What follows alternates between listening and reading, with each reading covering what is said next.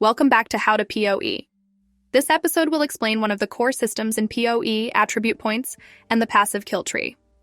PoE has three primary core attributes: strength, dexterity, and intelligence. These indicators are necessary to use items and skills gems in the game.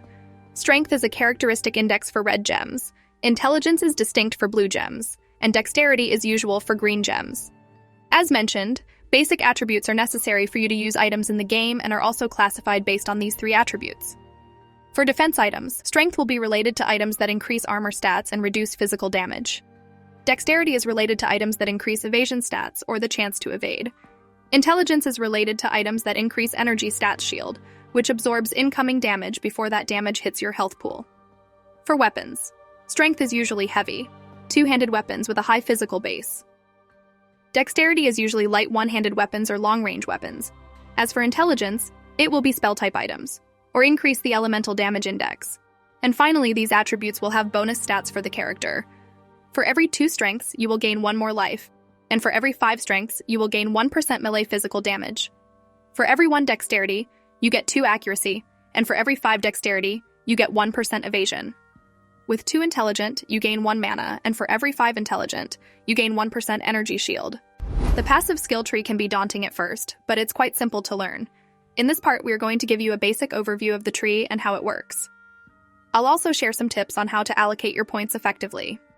It is divided into 3 areas related to core attributes. Blue zone includes mods related to intelligence index such as mana, energy shield, elemental, minions, curse, and spellcasting skills. Green zone includes mods related to dexterity such as evasion, spell suppression, flask, projectile, poison, trap, and my skills. Red zone includes mods related to strength such as armor, life, shield block, melee, totem, and warcry skills.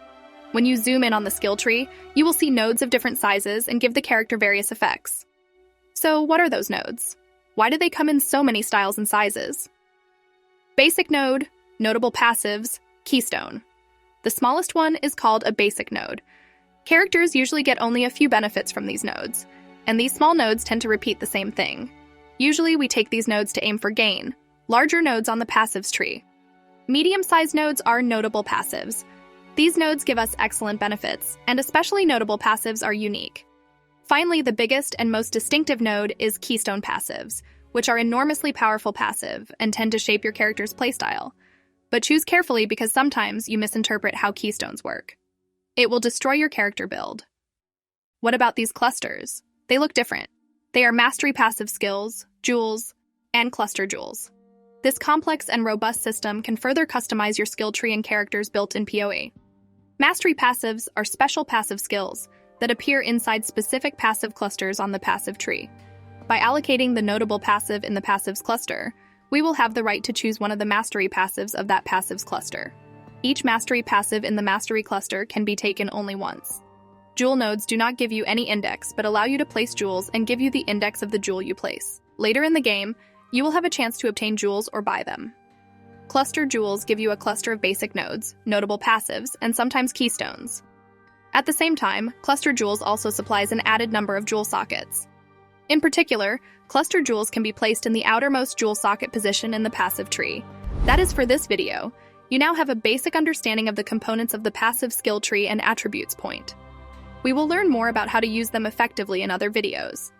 Check out the next one to learn about character and classes in PoE. See you there.